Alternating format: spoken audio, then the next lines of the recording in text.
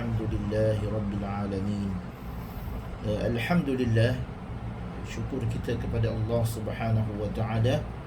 InsyaAllah pada hari ini kita akan menyambung kembali bab pelajaran tajwid kita secara asas, yakni kita akan mempelajari satu bab yang disebut mad silah qasirah. Mad silah qasirah.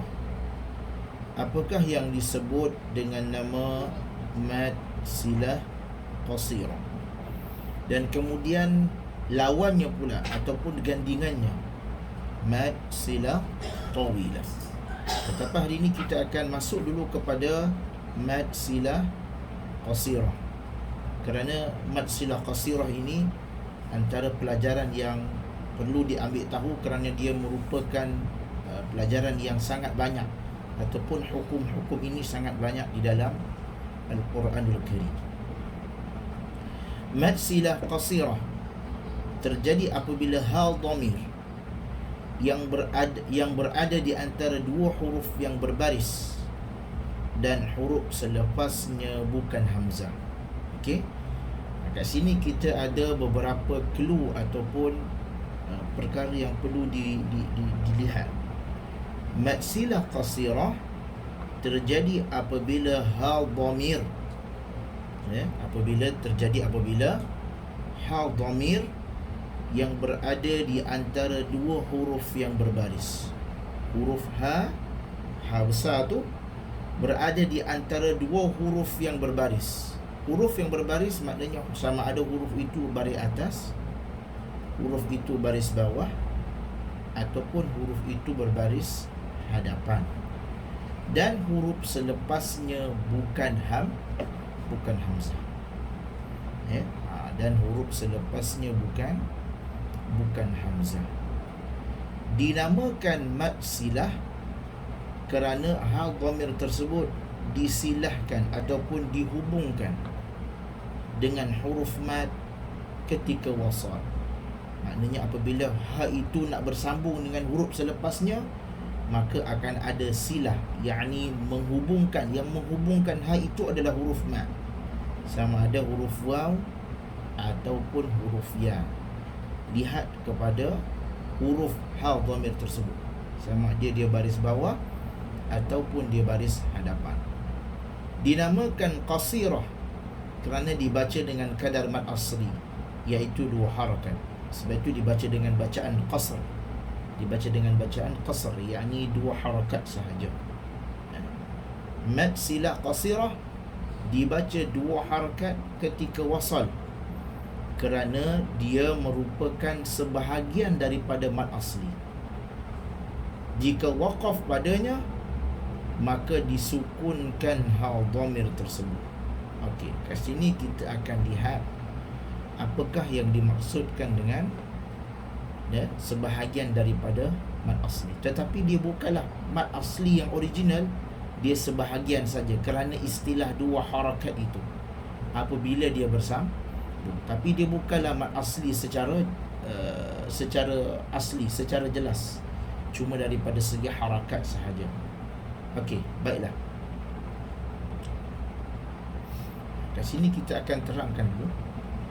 Kita buat nota ringkas sedikit tentang mad silah qasirah.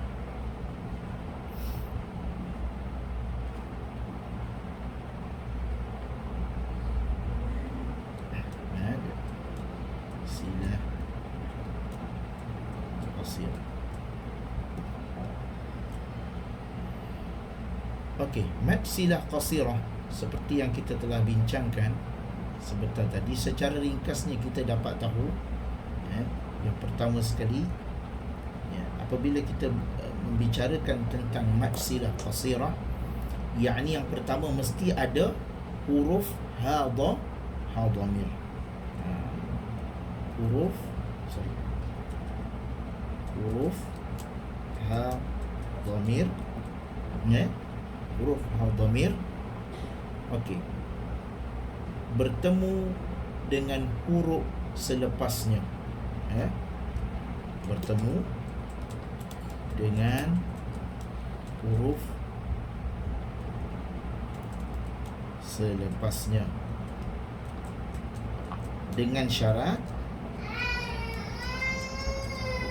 huruf sebelum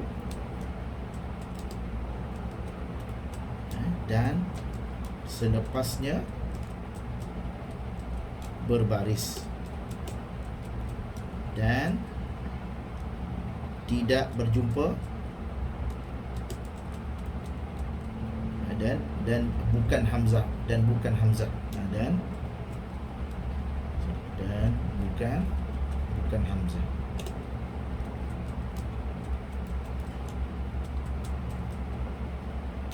Ini huruf ha dhamir mad silah qasirah ni bertemu dengan huruf selepasnya, dengan syarat huruf sebelum dan selepasnya berbaris dan bukan huruf hamzah. Ini yang pertama yang kita perlu lihat.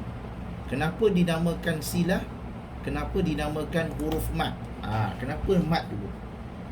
Dinamakan mad silah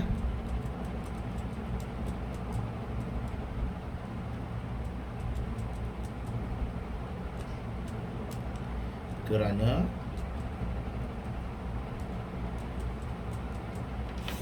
ia merupakan, kerana ha tersebut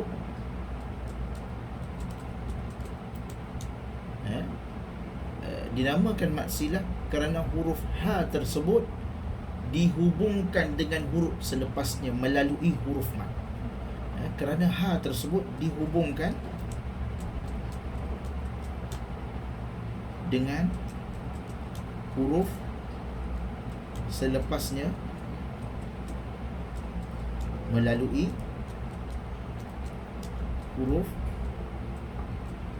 mad, dihubungkan dengan huruf selepasnya melalui huruf mad. Okey, sebagai contoh, macam mana kita nak faham konteks ayat tersebut? Okey, kita lihat kepada nota kita. Okey, innahu tagha. Kita ambil satu words ataupun satu kalimah. Innahu tagha. Kita ambil innahu tagha. Kita ambil satu kalimah. Innahu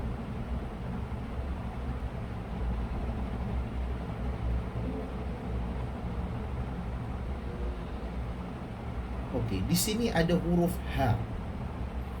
Kita lihat di sini ada huruf ha dhamir. Tagha. Kemudian kita pula tagha.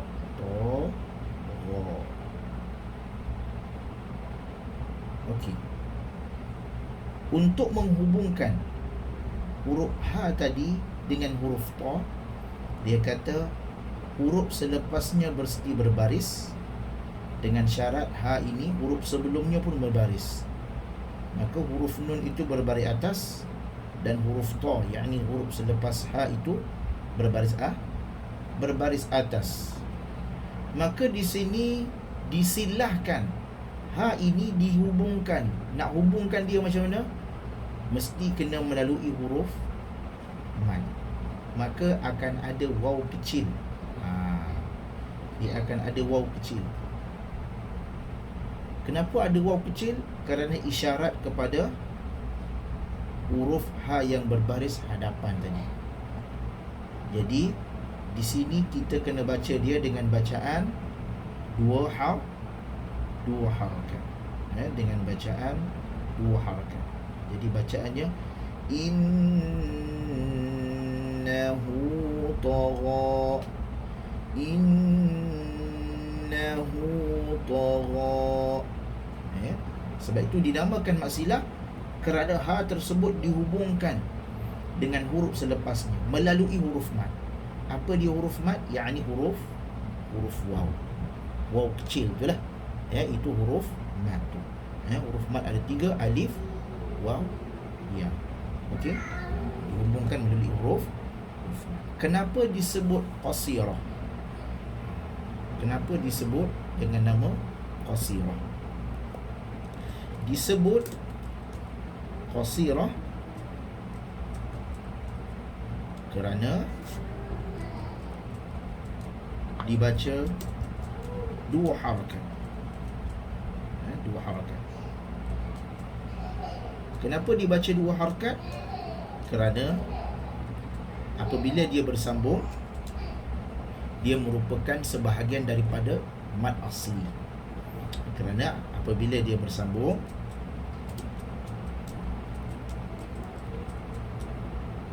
apabila dia bersambung, ia merupakan sebahagian dari mad asli. Apabila dia bersambung, dia merupakan sebahagian daripada mad asli. Bila dia bersambung sahaja, bila dia bersambung sahaja. Sebab itu kita kena baca dia dengan bacaan dua harakat. Dibaca dengan bacaan dua harakat. Contoh bacaannya, kita akan baca innahu tagha. Okey, baiklah. Sekiranya kita nak waqaf dia, okey, nanti kita tengok dalam Al-Quran. Contoh kalau ayat tu terlalu panjang, kita nak waqaf dia, macam mana kita nak berhentikan dia? Baiklah, bagaimana untuk kita berhenti? Bagaimana untuk berhenti? Okey,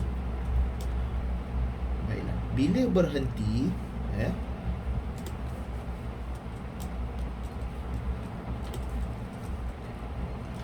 maka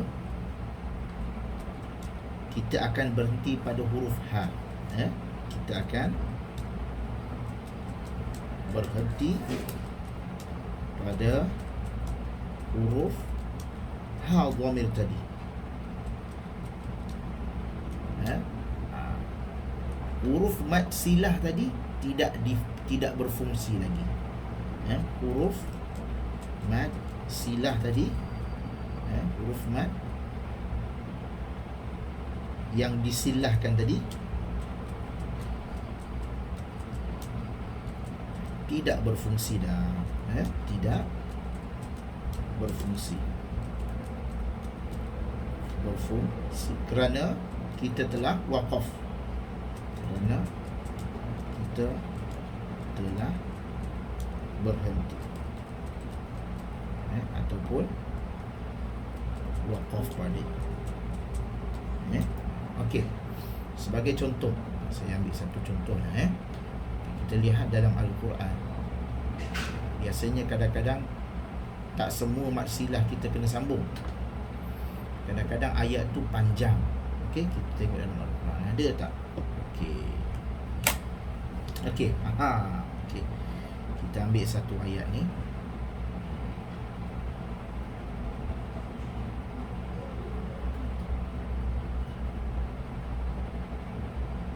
Kita ambil satu ayat ni. Kita tampal dia.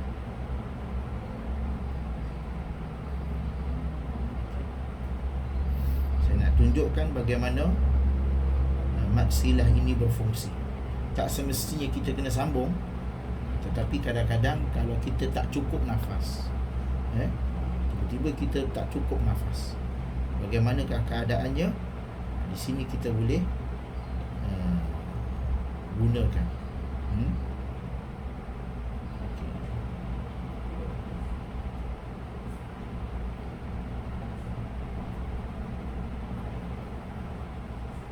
Baiklah, kalau kita lihat ayat yang ke-185 pada surah Ali Imran tadi. 185 pada surah Ali Imran. Okey. Dekat mana mad silah tadi? Mad silah tadi dekat sini dah. Silah ni dekat sini. Ini mad silah. Okey. Baiklah. Macam mana kita nak baca? Biasanya siapa yang nafas panjang tidak ada masalah baginya. Contoh, innama dzalikumus syaitanu yukhawwifu awliya'ahu fala takhafuhum wa khafuni in kuntum mu'minin.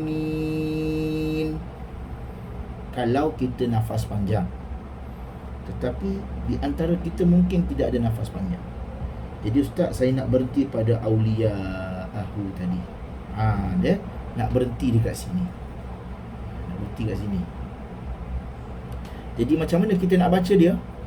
Adakah nak berhenti pada awliya' ataupun awliya'ahu ataupun awliya'ah? Kat sini kita kena berhenti pada awliya'ah. Kerana ha tadi, waw kecil tadi ni tidak berfungsi kerana kita telah berhenti pada ha. Maka tidaklah dibaca ahu 2 harakat sebab kita dah berhenti. Contoh, innama dzalikumus syaitanu yukhawwifu awliya'ah.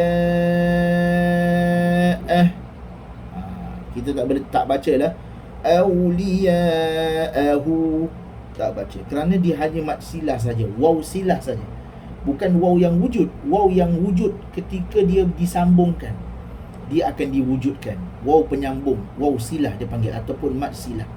Tapi kalau kita waqaf, mad silah ni tak berfungsi lah sebab dia tidak lagi berhubung dengan huruf selepas. Okey, itu yang pertama. Okey, baiklah, kita lihat contoh dalam nota kita. Okey, biasa dalam nota ni dia simple sajalah. Contoh maksilah qasirah ni, biasa kita ayat ni pendek-pendek, mungkin kita boleh sambungkan. Contoh bacaannya kita akan baca pada yang pertama ni, wa khalaqtahu min tin wa ummihi wa abi. Okey, ni contoh ni. Ini ya ya. Ini huruf ya. Biasanya ini huruf ya. Apa ni ustaz? Ini huruf ya. Biasanya dia disilakan dengan huruf waw ataupun huruf ya. Ka'annahu jamilatun sufur. Ka'annahu jimalatun sufur.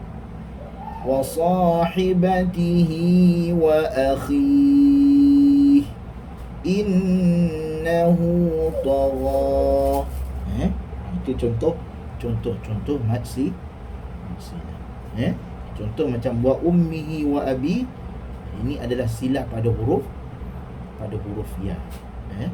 Wa ummihi wa abi. Sebagai contoh juga di sini, wa ummihi wa abi.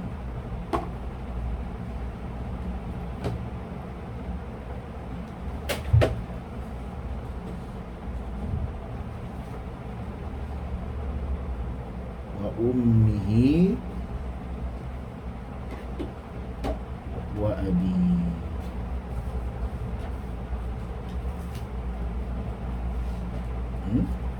Wa ummihi ni mesti kita kena panjangkan dia dengan bacaan huruf ya. Ini ya. Ini adalah mad silah. Mad silah ni kadang-kadang bukan huruf waw, huruf ya pun boleh jadi juga. Biasanya sama ada, tengok kepada ha. Kalau ha ini baris bawah, maka disilahkan dia dengan huruf ya. Kalau ha itu huruf baris hadapan, maka disilahkan dia dengan huruf waw. Itu bab yang pertama. Okey? Itu bab yang pertama. Sekarang kita masuk kepada pelajaran kita yang kedua. Ya. Huruf alif tidak ada. Biasanya tidak akan ada huruf alif. Dia sama ada huruf ya ataupun huruf waw. Tidak ada huruf alif. Okey, cuma walaupun huruf alif tak ada, dia tetap dikategorikan sebagai huruf mat lah. dia tetap dikategorikan sebagai huruf mad. Okey. Baiklah. Sekarang kita pergi kepada mad silah tawilah. Tadi mad silah qasirah dibaca dengan bacaan 2 harakat. Tapi kali ini kita akan belajar dengan mad silah tawilah. Ada gandingan dia. Ada gandingan dia. Baiklah. Kalau kita lihat dalam nota kita tadi, mad silah qasirah ni adalah mad silah yang berjumpa huruf selepasnya yang berbaris, tetapi dengan syarat bukan huruf hamzah. Bukan huruf hamzah. Tetapi mad silah tawilah dia hanya berjumpa dengan huruf hamzah sahaja. Kalau seperti kita lihat dalam nota kita ni. Okey. Mad silah tawilah terjadi apabila hal dhamir berada di antara 2 huruf yang berbaris dan huruf selepasnya adalah hamzah. Tadi huruf selepasnya bukan hamzah. Yang ni huruf selepasnya adalah hamzah. Maka kalau huruf selepasnya adalah hamzah, maka dalam riwayat Syatibi dia dibaca dengan bacaan 4 atau 5 harakat. Sebab tu kalau kita lihat dia ada lambang ombak dia, lambang beralun, maknanya dibaca lebih daripada kadar 2 harakat, lebih daripada 2. Dinamakan mad silah kerana hal dhamir tadi disilahkan, dihubungkan dengan huruf mad. Itu macam biasalah, it's normal, sama macam mad silah qasirah tadi. Dinamakan tawilah kerana dia lebih dibaca, harus dibaca lebih daripada kadar mad asli. Ini mengikut tarik Syatibiyah. Sebab itu mad silah tawilah mesti dibaca 4 atau 5 harakat ketika wasal mengikut tarik Asy-Syatibiyah, kerana ia sebahagian daripada mad jaiz munfasil. Jika waqaf padanya, maka sama macam mad silah qasirah tadi, tidak ada bunyi waw tadi, maka disukunkan hal dhamir tersebut. Okey, kita akan lihat sama-sama apakah itu mad silah tawilah. Kita pergi kepada nota kita yang seterusnya, namanya mad silah tawilah. Seperti mana mad silah qasirah, mad silah tawilah juga mempunyai ciri-ciri yang tersendiri. Di antaranya yang pertama sekali, kita dapat lihat yang pertama sekali, mad silah tawilah terjadi apabila huruf ha terjadi apabila huruf ha dhamir,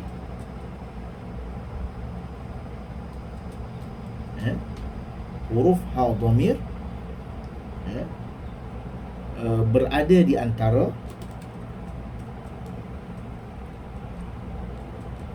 dua huruf berbaris.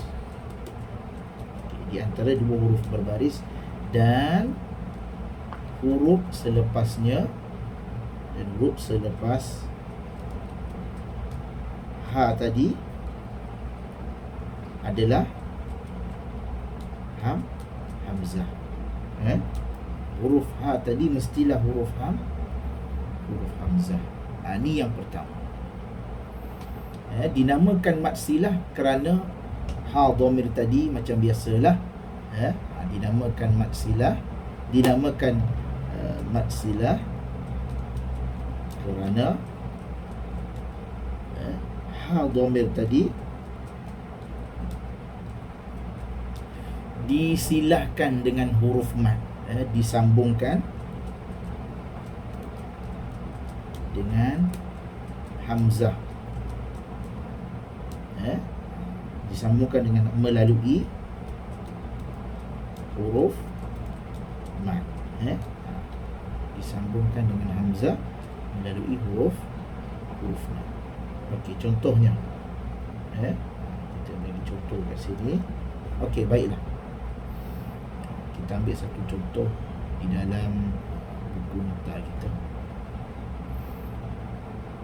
Okey. Min ba'dihi abada. Min ba'dihi abada. Kita ambil satu contoh.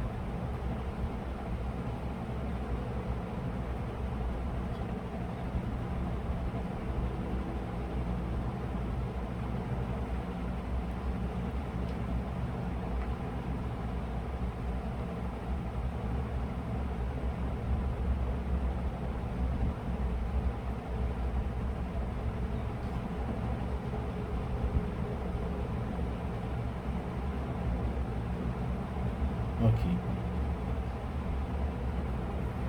Kat sini kita lihat apabila ha dhamir tadi bertemu dengan hamzah. Sebelumnya ada huruf berbaris. Bila dia bertemu dengan hamzah, dia akan ada tambahan huruf ya lah, macam biasa. Dia akan ada tambahan huruf ya. Tetapi dalam tariq Syatibiyah, maka dia ada tambahan dibaca 4 atau 5 harakat. Sebab itu dia ada lambang ombak ke atas dia. Dia ada lambang ombak di atas dia. Mesti dibaca 4 atau 5 harakat. Sebab itu mad silah kerana ha dhamir tadi disambungkan kepada hamzah. Nak sambung kepada hamzah kena tambah huruf mad. Sama ada waw atau ya, bergantung kepada baris bawah. Bergantung kepada baris ha tadi. Kalau baris ha tadi baris bawah, maka huruf ya. Kalau baris ha baris hadapan, maka huruf waw. Okey. Contoh, min ba'dihi abada. Kenapa dinamakan tawilah? Dinamakan tawilah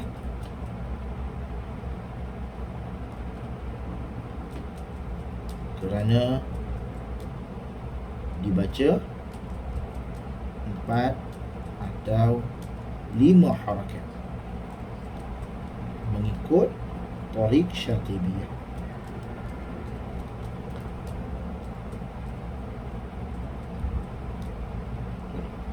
Mengikut tariq Syatibiyah. Maknanya bila kita baca bacaan Syatibi, maka dia mesti dibaca dengan bacaan 4 atau 5 harakat. Mesti dibaca dengan bacaan 4 atau 5 harakat. Maksudnya kat sini mesti kita kena baca dengan bacaan 4 atau 5 harakat. Tak boleh baca 2. Walaupun dalam riwayat yang lain boleh dibaca 2. Biasanya Abu Ja'far dia baca 2. Tapi dalam tariq Syatibiyah kita baca dengan bacaan 4 atau 5 harakat. 4 atau 5 harakat. Maknanya ya,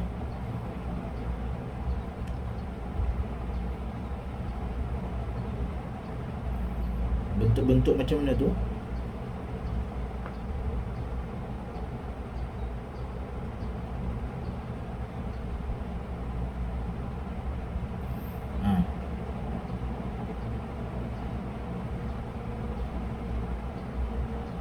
Okey.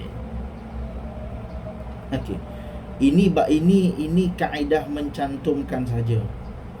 Huruf dal tak boleh bercantum dengan huruf ha. Faham tak? Okey, ada yang ha begini, ada yang ha begini. Ini kaedah mencantumkan sahaja. Kalau ba'dihi, kenapanya ha jadi begini? Dah tak boleh bercantum. Kalau kita cantum, contohnya, kalau kita cantum, okey, ba'dihi, nak baca macam mana? Cantum ni, nak baca macam mana? Dal, tak nampak dal lah. Contoh ayat yang seterusnya, lahu, kita boleh cantumlah rabbihi. Contoh rabbihi. Ba tu boleh bercantum dengan ha. Jadi sebab itu kita boleh cantumkan dia. Kalau kat sini tak boleh lah. Dia kena ba'dihi, baru ada ha bulat lah. Itu saja. Okey. Ya.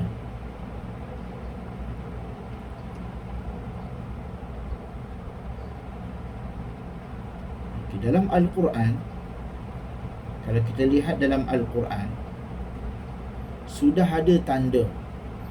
Contoh, saya bagi contoh.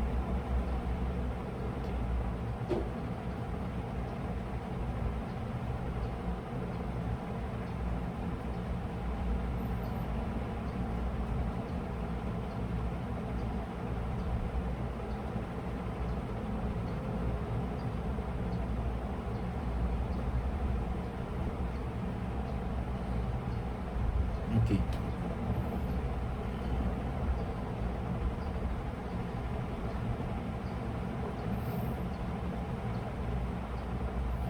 Dalam Al-Quran, sekiranya kita nak berhenti, ayat ni panjang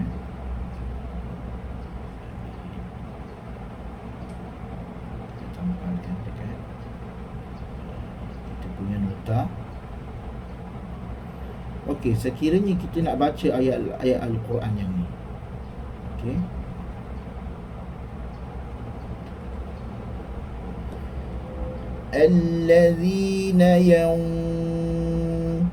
الذين ينقضون عهد الله من بعد ميثاقه ويقطعون.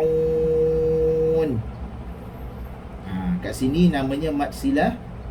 Apa dia? Contoh. Ini namanya mad silah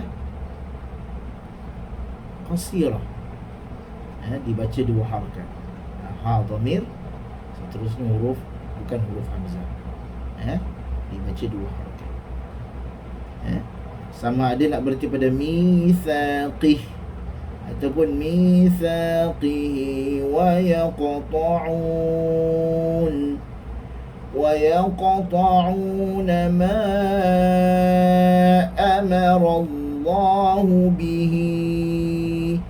Di sini namanya mad silah tawilah. Ini namanya mad silah tawilah. Bihi. Mesti kita kena baca dengan bacaan 4 atau 5 harakat. Tetapi kalau kita nak waqaf, wa yaqta'una ma amara Allahu bih. Waqaf macam biasa. Sebab mad silah ni hanya berlaku bila sambung saja. Bila dia berhenti, dia tak jadi dah mad, sebab kita telah berhenti padanya. Sebab dia tak berjumpa dah dengan yang tu. Bila kita matikan dia, sebab itu orang yang mati, dia tak boleh jumpa orang hidup lah. Tidak ada istilah ayah saya balik, jumpa kat rumah. Tak ada. Itu adalah jin. Istilah kita kena pegang. Orang yang mati tak boleh jumpa orang yang hidup kecuali dengan izin Allah. Tapi sangat mustahil untuk berlaku. Tak boleh jumpa depan-depan. Tak boleh. Contoh, tiba-tiba saya dah mati, Mak Datin Zahrah pun datang jumpa saya kat rumah, kat kedai makan. Saya jumpa arwah Ustaz Syafiq tadi. Itu tak boleh. Itu jin. Sebab orang yang mati tak boleh jumpa orang yang hidup. Dalam hadis disebut, apabila mati seorang anak Adam, maka terputus dah. Habis dah, terputus. Melainkan 3 perkara. Hadis yang panjang. Samalah macam ni. Bila kita nak berhenti kan, kita dah mati dah. Tak boleh dah ada waw. Ma amara Allahu bihi. Tak boleh jumpa macam tu dah. Hubih. Sebab ya tadi, ya silah tadi tidak berjumpa, huruf ha tadi tidak berjumpa dengan hamzah, maka tidak ada jalan penghubungnya. Okey, wallahu ta'ala a'lam. Maka mad silah tawilah ni biasanya disebut dengan nama tawilah kerana dia dibaca dengan 4 atau 5 harakat. Jadi kita dalam riwayat Syatibi, kita mesti baca dengan bacaan 4 atau 5 harakat. Wallahu ta'ala a'lam. Mudah-mudahan dapat sesuatu yang bermanfaat pada hari ini, insya-Allah. Di lain masa kita akan jumpa lagi pada pelajaran kita yang lain, InsyaAllah. Kalau ada apa-apa soalan, kalau tak ada, nota ni nanti saya akan bagikan, dan juga rakaman pelajaran kita pada hari ini bagi sesiapa yang tidak dapat hadir, insyaAllah. Habis saja pelajaran kita pada hari ini, maka kita akan habiskan sampailah bab yang terakhir. Yakni bab yang terakhir, apa dia bab dia? Istilah ad-dhab. Biasanya disebut istilah ad-dhab. Dan maka kita akan adakan ujian. Maka habis ujian, kita akan graduasi, insyaAllah. Okey, insyaAllah kita jumpa lagi. Subhanakallahumma wa bihamdika, nashhadu an la ilaha illa anta, nastaghfiruka wa natubu ilaik. Sallallahu ala sayyidina Muhammad wa ala alihi wa sahbihi wa baraka wa sallam, walhamdulillahi rabbil alamin. Assalamualaikum